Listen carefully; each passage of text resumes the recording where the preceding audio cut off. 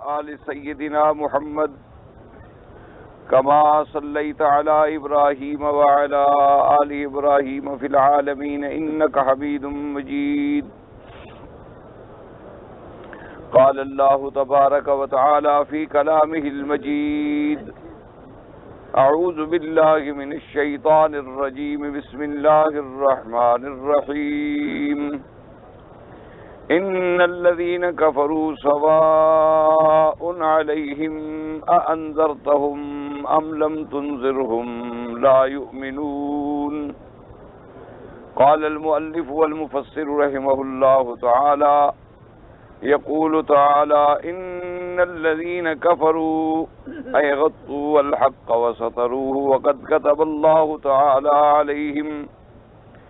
ذلك سواء عليهم إنذارك وعدمه فإنهم لا يؤمنون بما جئتهم به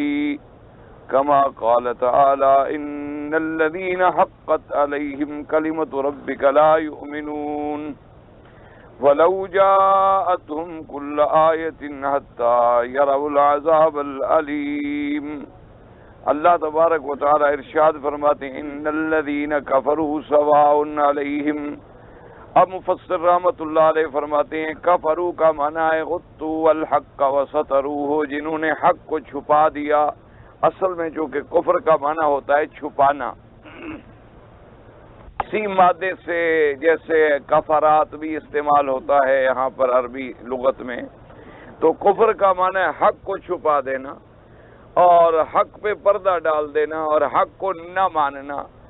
اور انکار کرنے کا معنی بھی یہی ہے کہ حق کا انکار کر دینا، حق کو چھپا دینا. تو مفسر رحمۃ اللہ علیہ نے اس کا ترجمہ کیا سترو سے، اور فرمایا یہ وہ لوگ ہیں جن پر اللہ تبارک و تعالی نے لکھ دیا ہے کہ ان کی موت کفر پر ہوگی.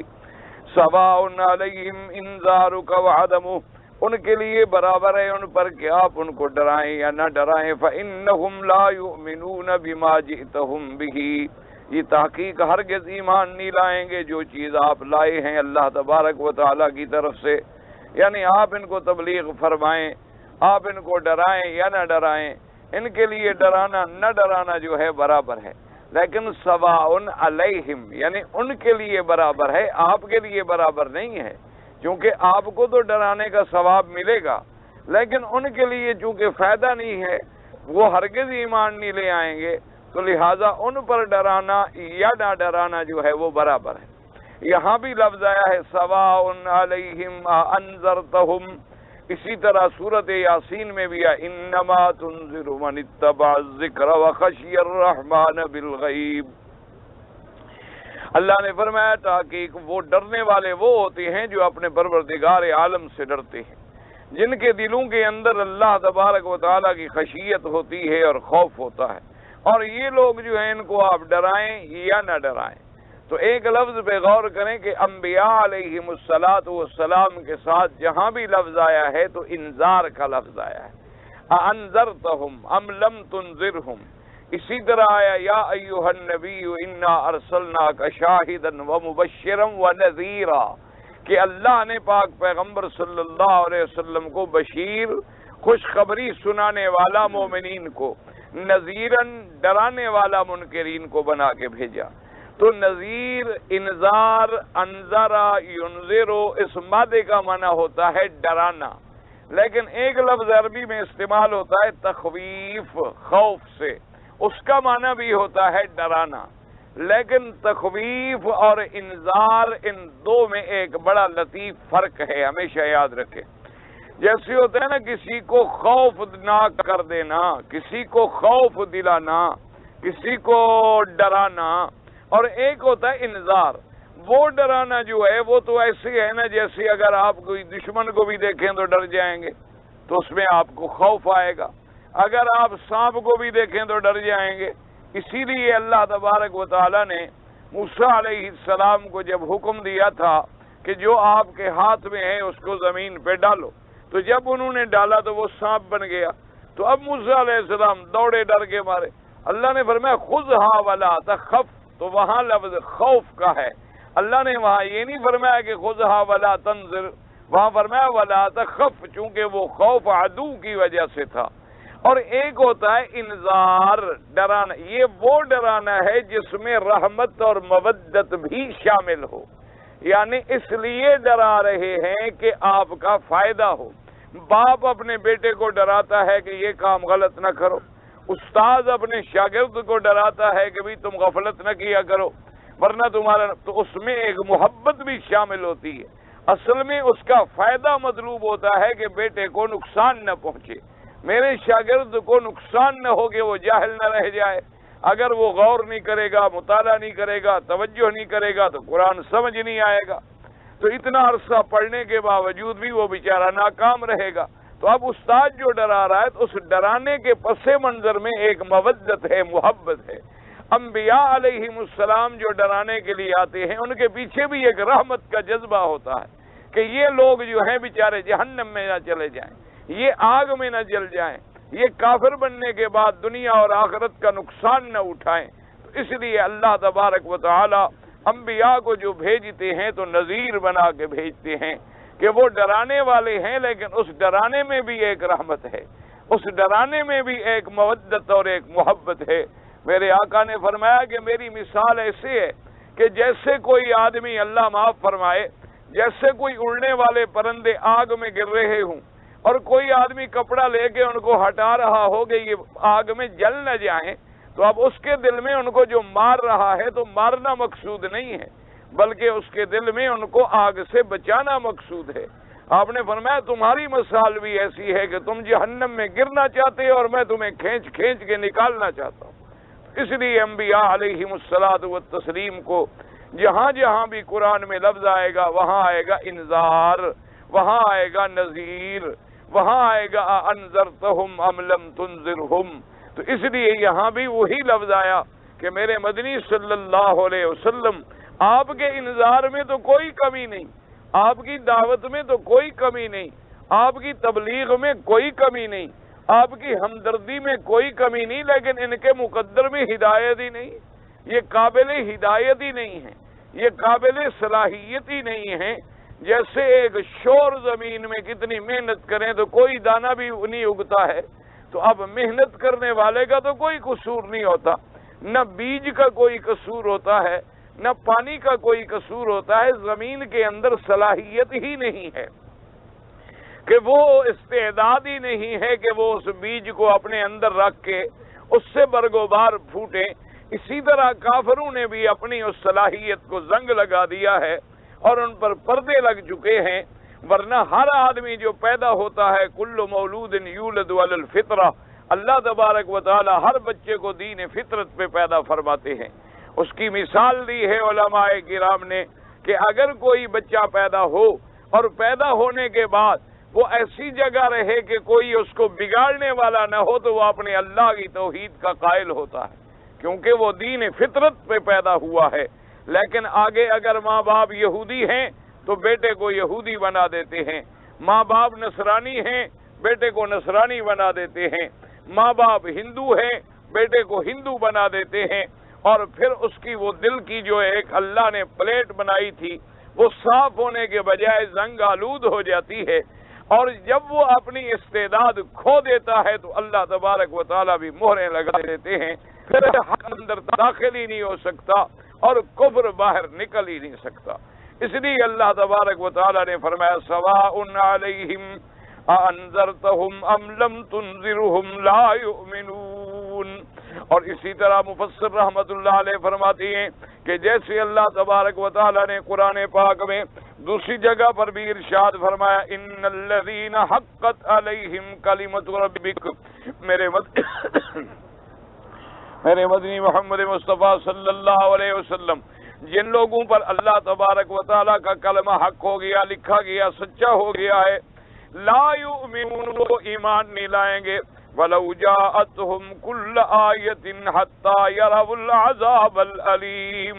چاہے آپ ان کے لیے ہر بڑی سے بڑی نشانی لائیں، بڑے سے بڑا معجزہ ان کو دکھلائیں، وہ ایمان نہیں لائیں گے،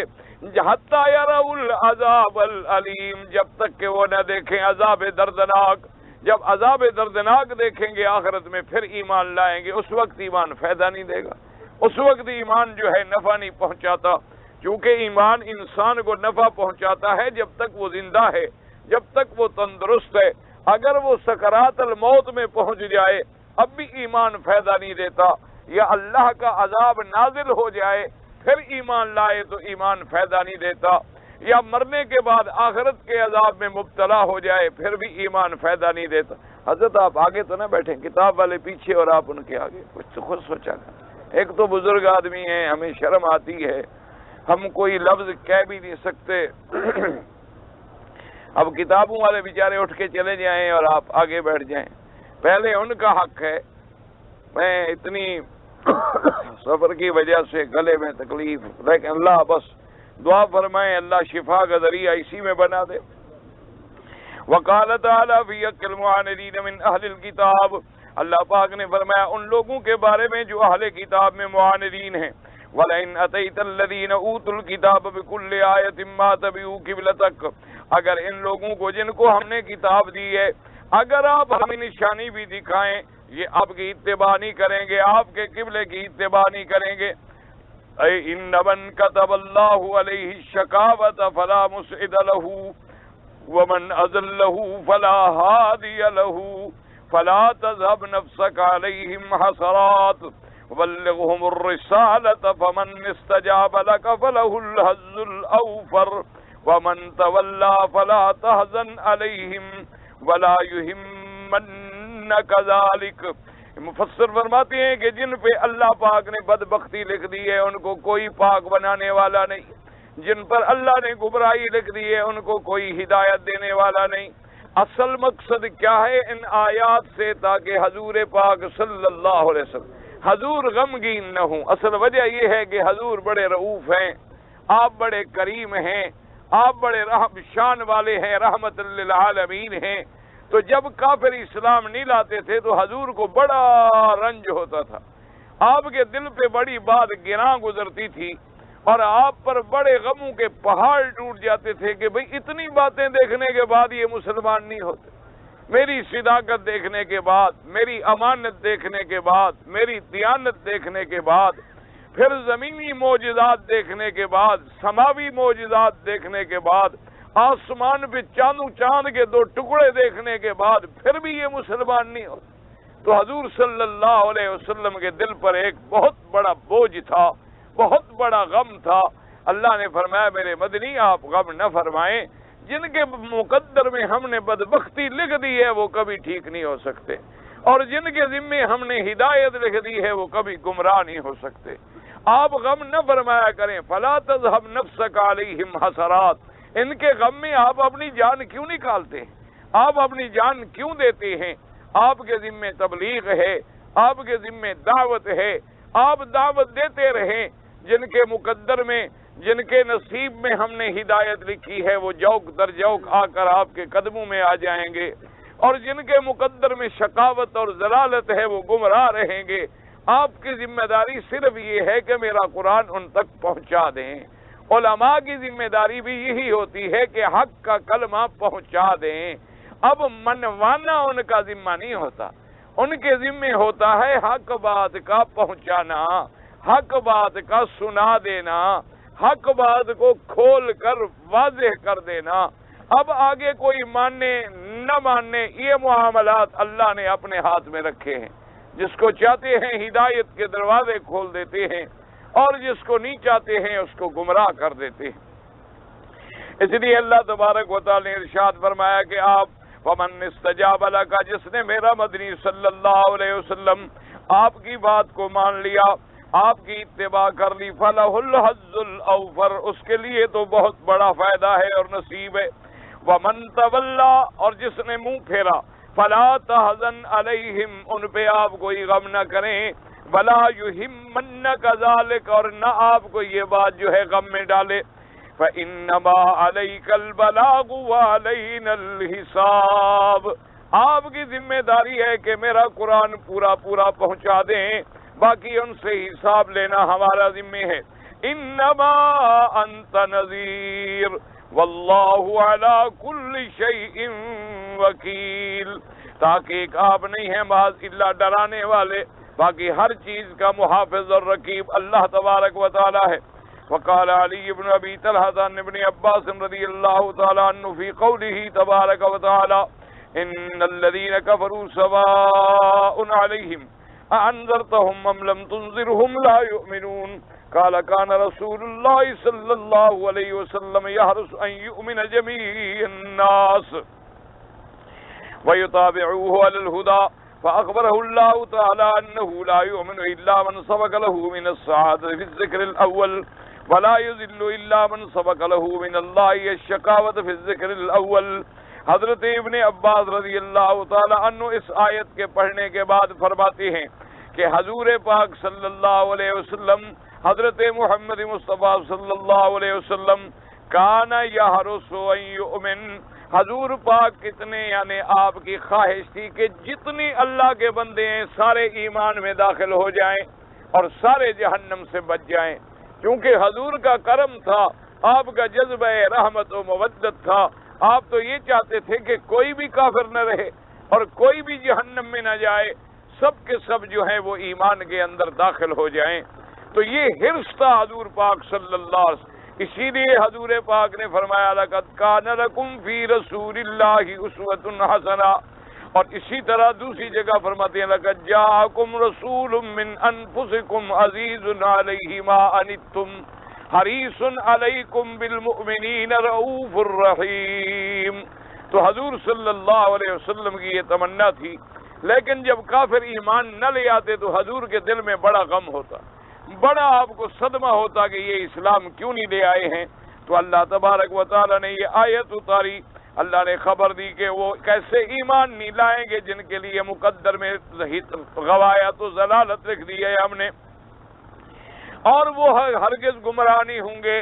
جن کے مقدر میں اللہ تبارک و تعالی نے ہدایت لکھ دی ہے. وقال محمد بن اسحاق حدثني محمد بن ابي محمد عن اکرمۃ او سعید بن جبیر عن ابن عباس ان الذين كفروا اي بما انزل اليك وان قالوا انا قد آمنا بما جاءنا قبلك. حضرت ابن عباس فرماتے ہیں یہاں کافر سے مراد کون ہے؟ جو انکار کرے اس کا جو اللہ نے اتارا حضرت محمد الرسول اللہ پر صلی اللہ علیہ وسلم. وَإِن قَالُوا، چاہے وہ کہتے رہیں کہ ہم ایمان لائے ہیں جو آپ سے پہلے اتری ہیں کتابیں. کیا معنی؟ یعنی اگر آج یہودی کوئی دعویٰ کرے کہ جی ہم تو اللہ کے نبی موسیٰ علیہ السلام کو مانتے ہیں، ہم تورات کو مانتے ہیں، اگر کوئی نصرانی یہ دعویٰ کرے کہ ہم بھی انجیل کو مانتے ہیں، عیسیٰ علیہ السلام کو مانتے ہیں، لیکن اگر وہ میرے مدنی پاک کا کلمہ نہیں پڑھیں گے تو وہ بھی کافر ہیں، وہ بھی اسی طرح کافر ہیں. اہل کتاب کی نسبت تو اس لیے کی جاتی ہے کہ ان کے اسلاف،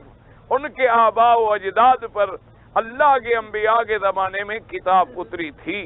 اور وہ اپنے آپ کو نسبت کرتے ہیں اسی کتاب کی طرف، ورنہ ان کے کفر میں کوئی شبہ نہیں. یعنی ایک مشرک ہے، ایک ہندو ہے، ایک وثنی ہے، ایک سکھ ہے، ایک یہودی ہے، ایک نصرانی ہے، ایک قادیانی ہے، اسی طرح جتنے یعنی کافر فرقے ہیں، جب تک وہ میرے مدنی محمد الرسول اللہ صلی اللہ علیہ وسلم پر ایمان نہیں لے آئیں گے ان کو مسلمان کہلانے کا کوئی حق نہیں.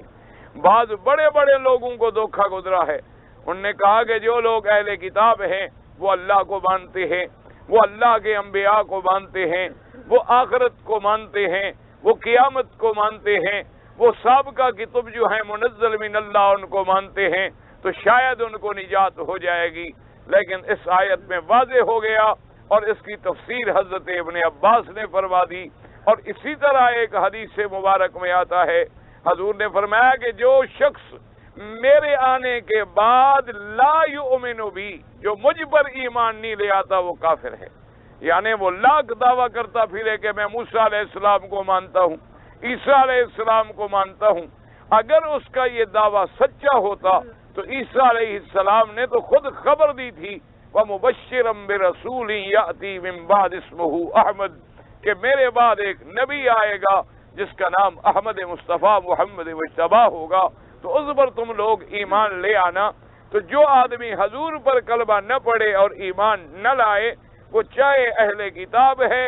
یا چاہے مشرکین میں ہے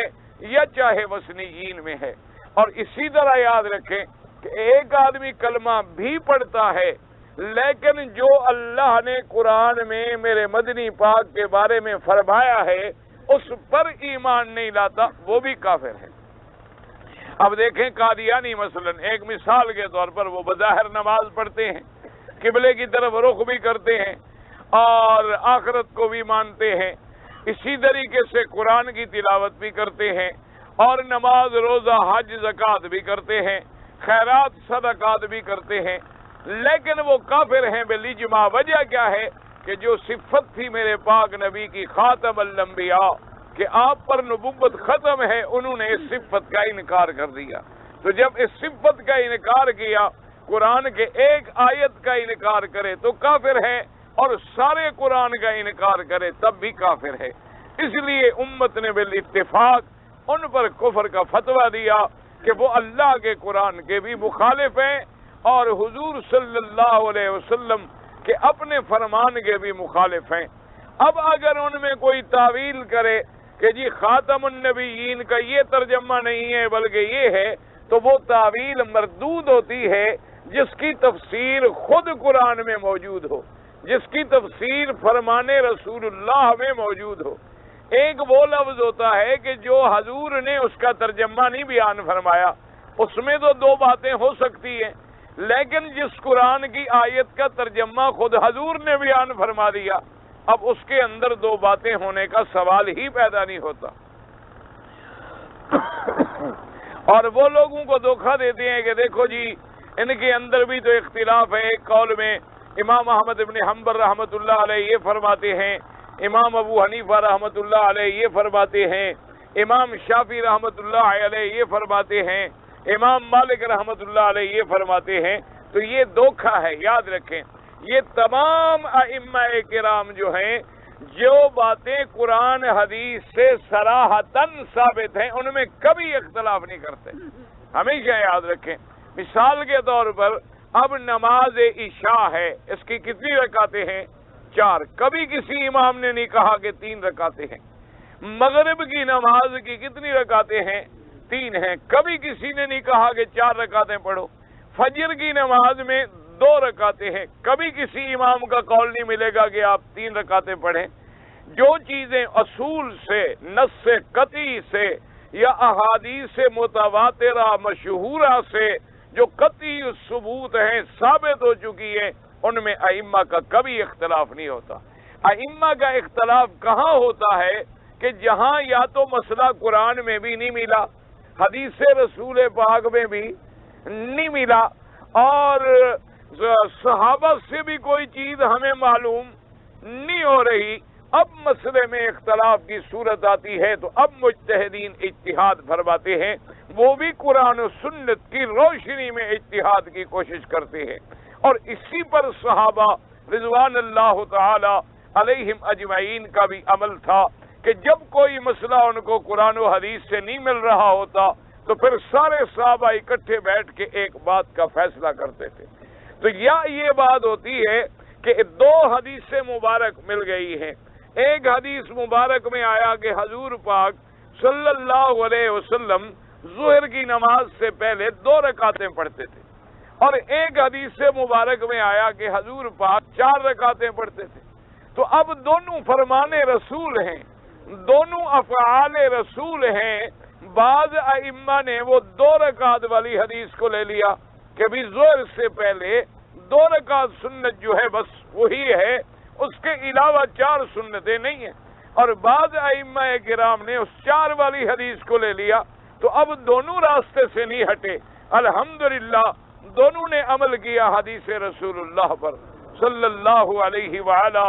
آلہ واصحابہ وسلم تسلیما کثیرا کثیرا۔ تو اللہ تبارک و تعالی تو اس لیے اگر کوئی مثال دیتا ہے کہ جی ائمہ میں اختلاف ہے، ائمہ میں کبھی اصول میں اختلاف نہیں ہوتا، کبھی قرآن و حدیث سے جو مسئلہ ثابت ہو جائے اس سے اختلاف نہیں ہوتا۔ اگر کہیں اختلاف ہوتا ہے وہ اولا کا ہوتا ہے، افضل کا ہوتا ہے، غیر افضل کا ہوتا ہے، یا کسی امام کو حدیث مبارک پہنچی نہیں ہوتی ہے، یا کسی امام کو پہلی حدیث پہنچی ہے اور ناسخ نہیں پہنچی ہے، اور دوسرے امام کو وہ ناسخ حدیث پہنچ گئی ہے۔ تو اس لیے تمام ائمہ جو ہیں وہ برحق ہیں، اللہ تبارک و تعالیٰ ان کی قبروں پہ کروڑوں رحمتیں فرمائے، اللہ تبارک و تعالیٰ انہوں نے جو دین کی خدمت کی ہے اس کو اور زیادہ قبول فرمائے، اور ہمیں ان کے احترام اور ان کا ادب اور ان کے علم سے فائدہ اٹھانے کی توفیق عطا فرمائیں۔ تو اس لیے ہمیشہ یاد رکھا کریں، یہ باطل فرقے بڑا دھوکہ دیتے، اور دیکھو جی ان میں تو آپس میں جھگڑا ہے، ان کے اندر تو جی آمین پہ جھگڑا ہے، کوئی جھگڑا نہیں، آمین تو دونوں کہتے ہیں، جھگڑا زور میں کہنے میں یا آہستہ کہنے میں۔ اب وہ بھی حدیث موجود ہے، وہ بھی قرآن کی آیت موجود ہے، تو حالانکہ آمین کا تو کوئی مخالف نہ ہوا، فرق اتنا ہوا کہ کیا بھئی زور سے کہی جائے یا آہستہ کہی جائے۔ بعض نے فرما دیا زور سے کہنے میں زیادہ ثواب ہے، اور بعض ائمہ نے فرمایا بھی آمین چونکہ دعا ہے، اور دعا جو ہے وہ جتنا آہستہ کی جائے اتنا اللہ کے ہاں زیادہ قبول ہوتی ہے۔ تو دونوں کا استنباط جو ہے وہ اللہ کے قرآن سے اور حدیث محمد مصطفیٰ صلی اللہ علیہ وعلا آلہ واصحابہ وسلم تسلیما کثیرا کثیرا سے۔ لیکن جن لوگوں نے اللہ کے قرآن کے خلاف تعویل کی کہ قرآن نے کہا خاتم النبیین، ان نے کہا خاتم کا معنی ہے مہر، اور مہر کا معنی یہ ہے کہ جب تک حضور کی مہر لگ دی جائے گی اور نبی بنتے چلے جائیں گے۔ تو یہ جب انہوں نے ترجمہ کیا، حالانکہ اگر مہر کا معنی بھی لیا جائے تو معنی یہ ہوتا ہے کہ جہاں تحریر ختم ہو وہاں مہر لگ گئی، جہاں لفافہ بند ہو وہاں مہر لگ گئی، اب نہ اندر کی چیز باہر آئے گی نہ باہر کی چیز اندر جائے گی۔ تو مہر بھی تو ختم کرنے والی ہوتی، یعنی اللہ نے نبیوں کی ختم بنا دیا کہ آپ پر آ کر نبوت ختم ہو گئی، اور اس کا ترجمہ حضور نے خود کر دیا کہ انا خاتم النبیین لا نبی بعدی، کہ میں آخری نبی ہوں، میرے بعد کوئی نبی نہیں ہے۔ پر میں انا خاتم الانبیاء، میں انبیاء کے ختم کرنے والا ہوں، وانتم خاتم الامم، اور تم پر امت ختم ہو گئی، یعنی تمہارے بعد امت کوئی نہیں، میرے بعد نبی کوئی نہیں۔ جب میرے مدنی پاک نے اتنی کھلی بات سمجھا دی، اب اس میں کوئی تعویل کرے، کوئی تحریف کرے، کوئی اس کے اندر تبدیلی کرے تو اس کے کفر کے اندر کسی کو شک نہیں ہوگا۔ تو اس لیے فرمایا کہ جو اللہ نے قرآن اتارا اس کا انکار کرے تو کفر ہے، اور جو قرآن و حدیث میں میرے مدنی پاک کا کھلا فرمان ہے اس کے اندر اپنی طرف سے تحریف تبدیل کرے تو وہ بھی کفر ہے۔ اللہ تبارک و تعالی ہر مسلمان کو کفر کے فتنوں سے بچائے۔ اللہ تبارک و تعالی تمام مسلمانوں کو صراط مستقیم پر چلائے۔ ایسے ایسے فتنے پیدا ہو گئے ہیں، آپ دیکھیں دنیا کے اندر فتنوں کی الغار ہے، دنیا کے اندر فتن اتنی پھیل گئے ہیں کہ ظہر الفساد فی البر والبحر بما کسبت ایدی الناس، کہیں قادیانیت کا فتنہ ہے، کہیں آغا خانیت کا فتنہ ہے، کہیں حفظ کا فتنہ ہے، کہیں خوارج اور نواسب کا فتنہ ہے، کہیں منکرین قرآن کا فتنہ ہے، کہیں منکرین حدیث کا فتنہ ہے، اور کہیں منکرین ائمہ محدثین کا فتنہ ہے، اور کہیں تعویل اور تحریف کرنے والوں کے فتنے ہیں۔ آج جو آدمی اسلام پہ قائم ہے، دائم ہے، اور مذہب اہل سنت والجماعت پہ پکا ہے، وہ اللہ کا شکر کرے کہ اللہ تبارک و تعالیٰ نے مجھے ہدایت پہ رکھا ہے، ورنہ میری کیا طاقت ہے، بھٹک جانے میں کیا دیر لگتی ہے۔ کسی کو بگاڑنا بڑا آسان ہے، لیکن کسی کا سنوارنا بڑا مشکل ہوتا ہے۔ اگر آپ نے ایک بلڈنگ کو گرانا ہو تو کتنی دیر لگے گی، لیکن آپ نے بنانا ہو تو سال ہاں سال لگتے ہیں۔ اگر آپ ایک آدمی کو نمازی بنانا چاہیں تو بڑی محنت کرنی پڑے گی، لیکن بے نماز بنانا چاہیں تو 1 منٹ بھی نہیں لگتا ہے۔ کسی آدمی کو آپ نے بگاڑنا ہے تو بگاڑنا بڑا آسان ہے، لیکن کسی آدمی کا سنوارنا جو ہے وہ بڑا مشکل ہوتا ہے۔ تو اس لیے سیدنا ابن عباس رضی اللہ تعالی عنہ، اللہ تبارک و تعالی کی کروڑوں رحمتیں ہوں، ان نے فرمایا ان الذین کفروا، اس کا معنی یہ ہے کہ جو میرے مدنی پہ اترا ہے، جو اللہ نے قرآن اتارا ہے، جو اس کا انکار کرتا ہے وہ کافر ہے، چاہے وہ یہ دعویٰ کرتا رہے کہ میں پہلی کتابوں کو مانتا ہوں، چاہے وہ یہ دعویٰ کرتا رہے کہ میں تورات کو مانتا ہوں، انجیل کو مانتا ہوں، اس کے اس دعوے کی کوئی حقیقت نہیں ہوگی۔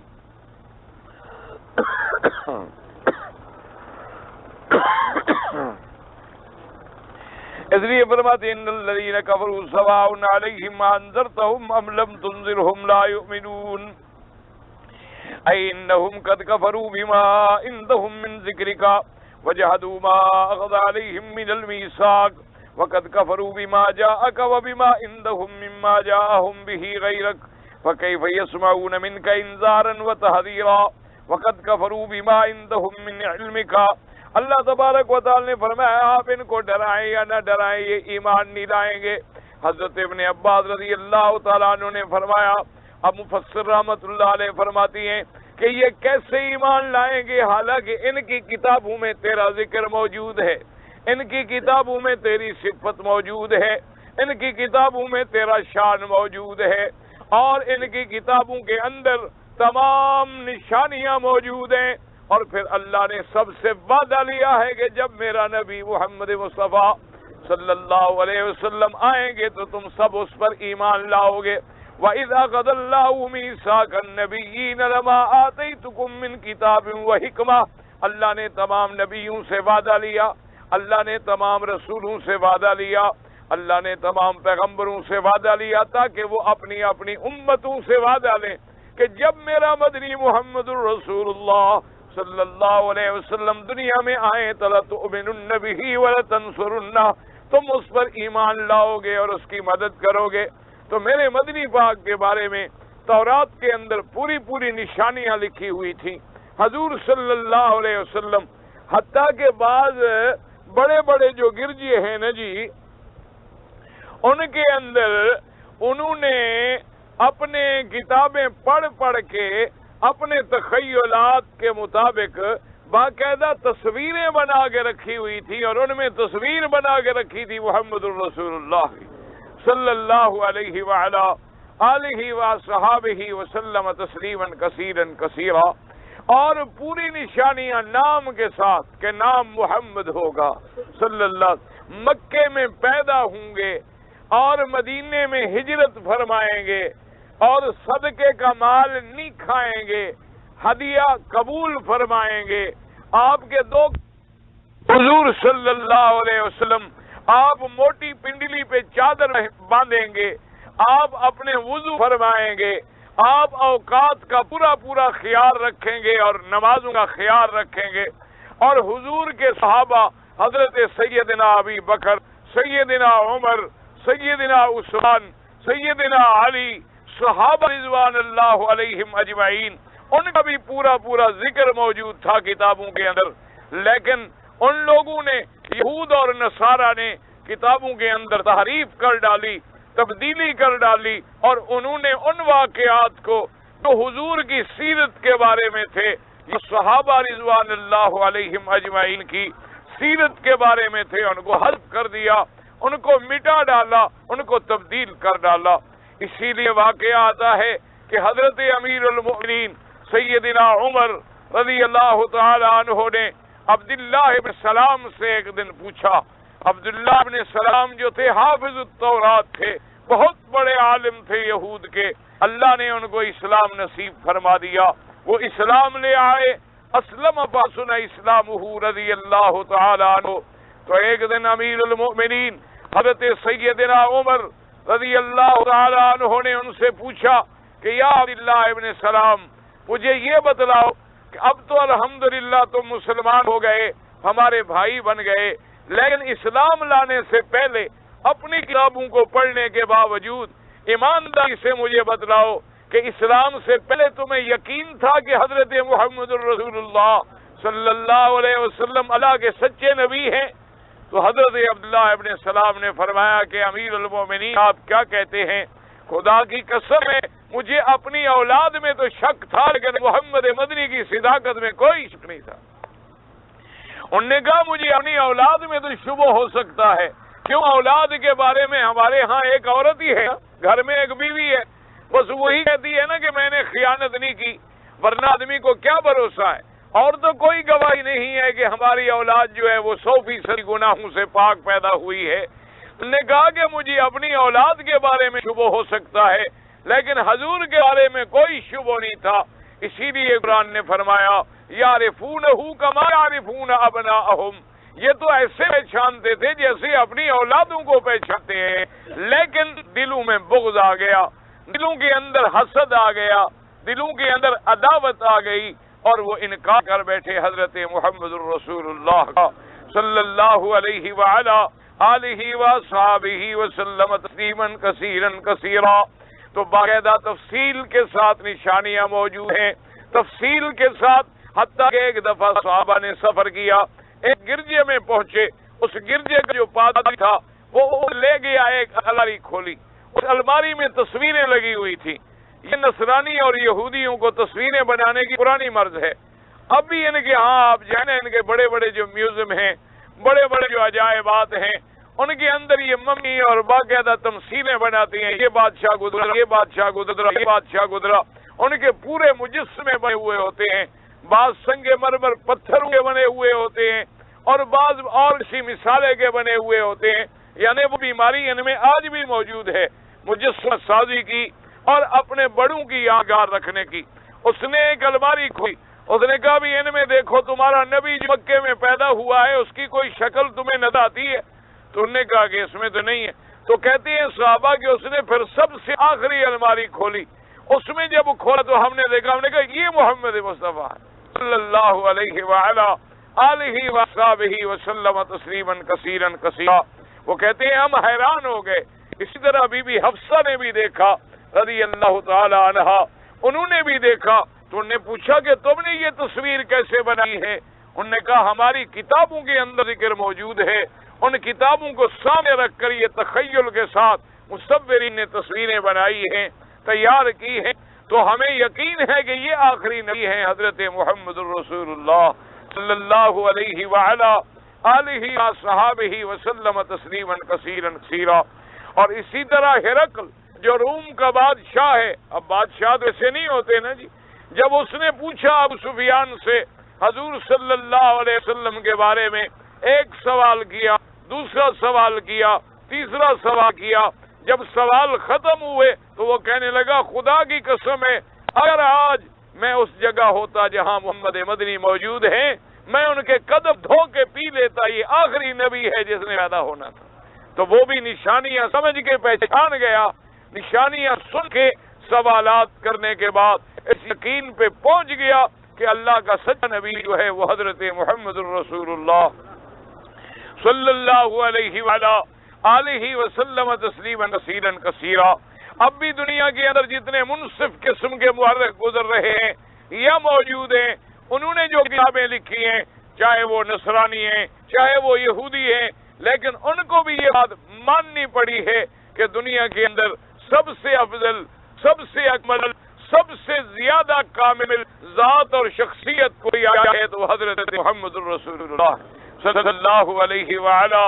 آلہ وصحبہ وسلم تسلیما کثیرا کثیرا۔ تو اللہ نے فرمایا میرا مدنی ان کے پاس تیری نشانیاں موجود، سابقہ کتابوں میں تیرا ذکر موجود، سابقہ انبیاء کی طرف سے وعدہ موجود، لیکن اس کے بعد بھی یہ ایمان نہیں لائے، تو آپ ان کو ڈرانا نہ ڈرانا برابر ہے، آپ ان کو ڈرائیں یا نہ ڈرائیں یہ ہرگز ایمان نہیں لے آئیں گے۔ اس لیے فرماتے ہیں کیوں اتنی نشانیوں اور علامتوں کے بعد یہ منکر ہو چکے ہیں۔ وقال ابو جعفر الرازي عن الربيع بن انس ان ابي علية قال نزلت هاتان الايتان في قادة الاحزاب وهم الذين قال الله فيهم الم تر الذين بدلوا نعمة الله كفرا وأحلوا قومهم دار البوار جهنم يصلونها والمعنى الذي ذكرناه اولا وهو المروي عن ابن عباس في رواية علي بن ابي طلحة اظهر ويفسر ببقية الآيات التي في معناها والله تعالى اعلم۔ ابو جعفر راضی نے یہ بھی لکھا ہے کہ یہ دو آیتیں جو ہیں نازل ہوئی ہیں ان لوگوں کے اندر جن کے بارے میں جنہوں نے اپنی اپنی جماعتوں کی قیادت کی کفر کے لیے، اللہ کے انبیاء علیہم السلام کے مقابلے کے لیے، جن کے بارے میں اللہ نے فرمایا الم تر الی الذین بدلوا نعمت اللہ کفرا، کیا نہیں دیکھتے آپ ان لوگوں کو جنہوں نے اللہ کی نعمتوں کا جواب جو ہے ناشکری سے دیا، واہلوا قومہم دار البوار، اور اتارا اپنی قوم کو ہلاکت کی حویلی میں، اور کون سی ہلاکت کی حویلی؟ جہنم یصلونہا، وہ جہنم ان کو جلائے گی۔ لیکن مفسر فرماتا ہے وہ معنی جو ہم نے پہلے ذکر کیا ہے، جو حضرت ابن عباس رضی اللہ تعالیٰ عنہ سے روایت کیا گیا ہے، وہ زیادہ اظہر ہے اور اسی کے ساتھ تمام آیات جو ہیں وہ تائید کرتی ہیں معنی کی. وقد ذکر ابن ابی حاتم ها هنا حدیثا قال حدثنا ابن عثمان بن صالح المصری قال حدثنا ابي قال حدثنا ابن الحيا قال حدثني عبد الله بن المغيرة ان ابن الهيثم بن عبد الله بن عمرو قال قيل يا رسول الله صلى الله عليه وسلم إنا نقرأ من القرآن فنرجو ونقرأ فنكاد أن نيأس فقال ألا أخبركم ثم قال إن الذين كفروا سواء عليهم أأنذرتهم لم تنذرهم لا يؤمنون هؤلاء أهل النار قالوا لسنا منهم يا رسول الله قال أجل وقوله تعالى لا يؤمنون فحله من الأعراب أنه جملة مؤكدة التي قبلها اب مفسر رحمت اللہ علیہ حضور پاک صلی اللہ علیہ وسلم کی ایک حدیث مبارک نقل کرتے ہیں جس کو ابن ابی حاتم نے نقل فرمایا ہے. ان عبداللہ ابن عمر کرتے ہیں قال قیل یا رسول اللہ، انہوں نے کہا کہ ہم نے حضور پاک کی خدمت میں کہا انا نقرأ القرآن فنرجو، انہوں نے کہا حضور ہم قرآن پڑھتے ہیں، جب قرآن کی بعض آیتیں پڑھتے ہیں تو ہمیں بڑی امید لگ جاتی ہے کہ اللہ کی رحمت سے ہم جنتی ہیں، ہم کامیاب ہیں، اللہ تبارک و تعالیٰ کی رحمت کے ہم حقدار ہیں. اور بعض آیات ہم ایسے پڑھے ہیں کہ مایوس ہو جاتے ہیں، ڈر جاتے ہیں، خدا جانے ہمارا کیا ہوگا.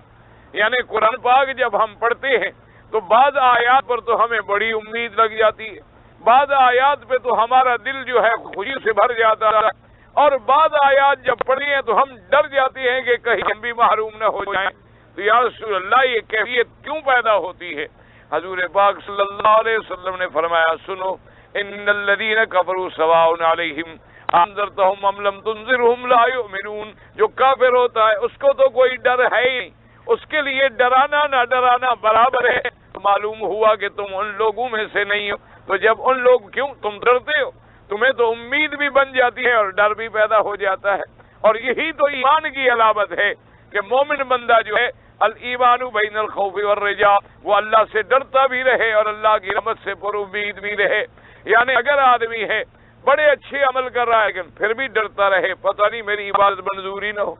پتہ نہیں میرا عمرہ قبول ہی نہ ہو،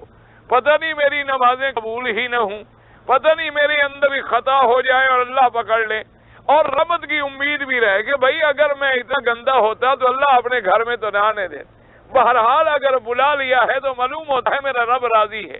کوئی اپنے گھر میں تبھی بلاتا ہے جب راضی ہو، جب ناراض ہو تو اپنے گھر میں کوئی آنے دیتا ہے. ایک بندہ بھی ناراض ہو تو کہتا ہے میرے گھر میں نہیں آ.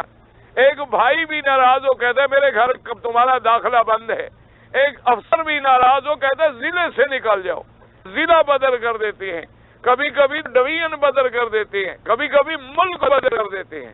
ایئرپورٹ پہ اترو باہر نہیں نکلنے دیتے کہ جی تمہارا اس ملک میں بھی داخلہ بند ہے. تو جب اللہ کسی کو بلا کے اپنے گھر میں کھڑا کر دے، یہ اللہ بلا کے کسی کو محمد عربی صلی اللہ علیہ وسلم کے شہر میں مدینہ منورہ میں حاضری کی توفیق دے دے، مسجد نبوی میں حاضری کی توفیق دے، تو معلوم یہ ہوتا ہے کہ راضی تو ہے میں اندر آنے دیا ہے. لیکن ہماری غلطی یہ ہے کہ پھر بھی ہم ٹھیک نہ ہوں، پھر بھی قریب آنے کے بعد ہم اپنے رب کو راضی نہ کر سکیں. اس نے تو ہمیں اندر آنے دیا، اس نے تو ہمیں اندر بلا لیا، اس نے تو ہمیں اپنے گھر کے اندر آنے کی توفیق دے دی. اب اس کی نعمتوں سے ہم نے کیسے فائدہ اٹھانا ہے؟ اب دیکھیں نا جی، بادشاہ کبھی کسی کو اندر بلا لے، لیکن اب یہ تو اس کو چاہیے نا کہ میں نے بیٹھنا کیسے، میں نے بات کیسے کرنی ہے. اگر بادشاہ کسی کے آگے کھانا رکھ دے، یہ تو اس کا کام ہے کہ دیکھے میں نے کیا کھانا ہے اور کیا نہیں کھانا. میں کوئی ایسی حرکت نہ کروں کہ بدتمیز بن کے نکال دیا جاؤں، میں کوئی ایسی غلطی نہ کروں کہ مجھے محروم کر دیا جائے. تو اللہ تبارک و تعالیٰ نے تو گھر میں بلا لیا. اب ہماری ذمہ داری ہے کہ ہم اپنے اندر تبدیلی لائیں، ہم اپنی صورت کے اندر تبدیلی لائیں، اپنی سیرت کے اندر تبدیلی لائیں، اپنے کردار کے اندر تبدیلی لائیں، تاکہ ہم حضور پاک کو راضی کرنے والے بن جائیں، حضور صلی اللہ علیہ وسلم کی سنت کے مطابق چلنے والے بن جائیں. تو اس لیے مفسر فرماتا ہے کہ جب صحابہ نے حدیث میں آتا ہے، انہوں نے کہا قیل یا رسول اللہ صلی اللہ علیہ وسلم انا نقرأ القرآن فنرجو، ہم قرآن پڑھتے ہیں تو امیدیں لگ جاتی ہیں، اور پھر قرآن پڑھتے ہیں تو ہم مایوس ہو جاتے ہیں. حضور صلی اللہ علیہ وسلم نے فرمایا الا اخبرکم، فرمایا آؤ میں تمہیں بتاؤں. ثم قال ان ان الذین کفروا سواء علیہم اانذرتہم ام لم تنذرہم لا یؤمنون. آپ نے فرمایا ہؤلاء اہل النار، یہ ہیں جہنمی، تو ان میں ہو. قالوا لسنا منہم یا رسول، انہوں نے کہا حضور ہم ایسے تو نہیں ہیں. قال اجل، حضور نے فرمایا بالکل تم ایسے نہیں ہو، وہ کافروں کی صفت ہے.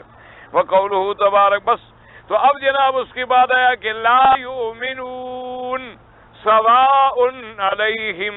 برابر ہے ان پر کہ ڈراؤ یا نہ ڈراؤ. لا یؤمنون کیوں آیا؟ تو مفسر نے فرمایا کہ یہ جملہ ہے مؤکدۃ للتی قبلہا، یعنی پہلے جملے کی تاکید کر رہا ہے، ورنہ بات تو پہلے بھی آ گئی نا کہ ان کے لیے ڈرانا یا نہ ڈرانا برابر ہے، یعنی ڈراؤ یا نہ ڈراؤ برابر ہے. لیکن پھر فرمایا لا یؤمنون، وہ ہرگز ایمان نہیں لائیں گے. تو یہ جملہ کیوں آیا؟ تو پہلے جملے کی تاکید کے لیے آیا. لا یؤمنون جملہ مؤکدۃ لما قبلہا، جو اس سے پہلی آیت گزری ہے اس کی گویا تاکید کے لیے آیا ہے.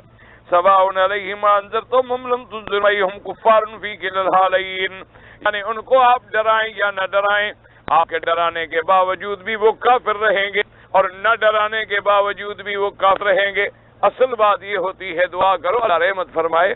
ایک سٹیج ہوتی ہے آدمی کے ٹھیک ہونے. اب دنیا میں دیکھیں نا جی، مثلا ایک جسمانی بیماری ہے، آدمی علاج کرا رہا ہے. اب ڈاکٹروں کا بورڈ بیٹھا، انہوں نے تحقیق کی، انہوں نے کہا کہ جی یہ کینسر ہے. اس کے بعد انہوں نے کہا کہ جی آپ علاج کرائیں نہ کرائیں یہ بچ تو نہیں سکتا، بس اب اس کا علاج کرنا نہ کرنا برابر ہے. جو زندگی کے دن مقدر ہیں وہ تو پورے کرے گا، لیکن اس کو فائدہ نہیں ہوگا، بچ نہیں سکتا. اب اس کو گھر لے جائیں زیادہ بہتر ہے، چلو اپنے رشتہ داروں میں جا کے مرے. یہ جسمانی بیماریوں میں بھی ہوتا ہے. اسی طرح روحانی بیماریاں بھی ہیں کہ ایک آدمی زنا میں لگ گیا، شراب میں لگ گیا، ہیروئن کے نشے میں لگ گیا، آپ علاج کرا رہے ہیں، ہسپتالوں میں داخل کر رہے ہیں، نصیحتیں کر رہے ہیں، علماء کے پاس لے جا رہے ہیں، اللہ کے اولیاء کے پاس لے جا رہے ہیں، لیکن وہ اور بگڑتا جا رہا ہے. تو آخر آپ کہتے ہیں اب یہ ٹھیک نہیں ہو سکتا، اس کو چاہے جو مرضی ہے کرو، یہ نہیں ٹھیک ہوتا، چھوڑو جی بس اس کو اس کے حال چھوڑ. تو اسی طرح کافروں کی بھی ایک سٹیج ہے کہ جب وہ اس مقام پہ آ گئے کہ اللہ نے خود فرما دیا کہ مدنی ڈراؤ نہ ڈراؤ، یہ نہیں مان لاتا. تو اس سے بڑی بدبختی کی آخری کون سی سٹیج ہوگی کہ جن کی عدم ہدایت کی خبر اللہ اپنے پیغمبر کو دے دے، اور حضور کے ڈرانے سے جو نہ ڈرے وہ کسی اور کے ڈرانے سے کیا ڈرے گا؟ حضور پاک کی دعوت پر جس نے کلمہ نہیں پڑھا وہ کسی مولوی کے کہنے سے کیا کرے گا؟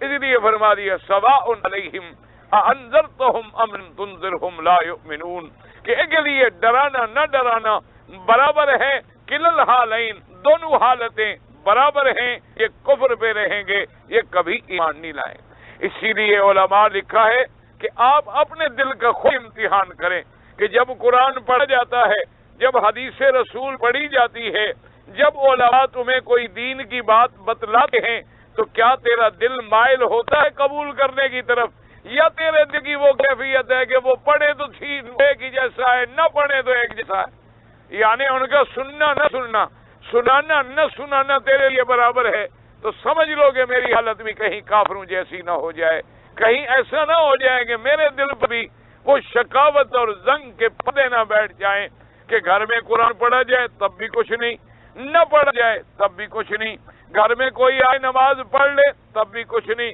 کوئی نماز نہ پڑھے تب بھی کچھ نہیں، کوئی تمہیں ہدایت کرے تو کوئی فرق نہیں پڑتا، اور نہ کرے کوئی فرق نہیں پڑتا. جیسے بہت سارے لوگ ہوتے ہیں اہل علم چلے جائیں کوئی بات کریں، وہ کہتے ہیں میاں سن لو کیا ہے، چھوڑو مولوی آ گیا ہے سن لو کیا ہے، وہ اپنی کہہ کے چلا جائے گا، ہمیں کیا فرق پڑتا ہے، ہم تو جیسے ہیں سو ہیں. تو اسی لیے پھر اندازہ کریں کہ ہمارے دل بھی ان جیسے ہو رہے ہیں. اللہ تبارک و تعالی مسلمانوں کو اس کیفیت سے بچائے. اور اگر آپ قرآن سنتے ہیں اور ڈر جاتے کہ بھئی قرآن نے کہا ہے نماز کا اور میں بڑا غافل ہوں، اللہ رحمت کرے، آپ کہتے ہیں اللہ میاں مجھے بھی ہدایت عطا فرما، میں بھی نمازی بن جاؤں، میں بھی رمضان المبارک آ رہا ہے رمضان میں روزے رکھ لوں، رات تراویح پڑھ لوں، تہجد پڑھ لوں، قرآن پڑھ لوں، طواف کر لوں، عمرے کر لوں،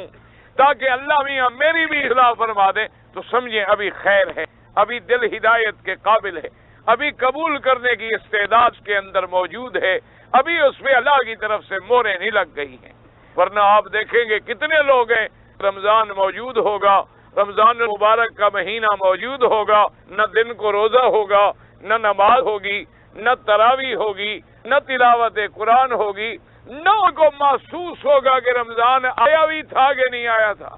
تو جب یہ کیفیت ہو جائے تو سمجھو کہ ختم اللہ علی قلوبہم، یہ وہ مقام آ گیا ہے کہ اللہ نے دلوں پر مہریں کر دی ہیں۔ اللہ تبارک و تعالی ہر مسلمان کو ایسی کیفیات سے بچائے۔ اس لیے سواء علیہم انذرتہم ام لم تنذرہم ایہم کفار فی کلا الحالین، آپ ڈرائیں یا نہ ڈرائیں وہ کافر ہی رہیں گے۔ لا یؤمنون ويحتمل ان يكون لا يؤمنون خبرا لان تقديره ان الذين كفروا لا يؤمنون، اور بعد میں فرمایا کہ یہ جملہ جو ہے خبر بنے گا، ان الذين كفروا جملہ جو ہے اس کے معنی کیا، ان الذين كفروا لا يؤمنون، یعنی معنی تو یہی ہے نا کہ تحقیق جن لوگوں نے کفر کیا اللہ کے علم میں کافر ہیں وہ ایمان نہیں لائیں گے۔ یہ تو درمیان میں اللہ نے فرما دیا اپنے نبی کی تسلی کے لیے کہ سواء علیہم انذرتہم ام لم تنذرہم، ویکون قولہ تعالی سواء علیہم انذرتہم ام لم تنذرہم جملۃ معترضۃ۔ پھر اس ترکیب میں یہ جو ہے یہ جملہ معترضہ بنے گا، کیوں ان الذین کفروا لا یؤمنون، اصل تو یہ تھا نا، درمیان میں آ گیا سواء علیہم انذرتہم ام لم تنذرہم، اس طریقے سے لا یؤمنون خبر بنے گا، اور پہلی ترکیب میں لا یؤمنون جملہ مؤکد بنے گا لما قبلہا۔ واللہ تعالی اعلم وعلمہ اتم۔ اللہم صلی علی سیدنا محمد وعلی آل سیدنا محمد وبارک وسلم۔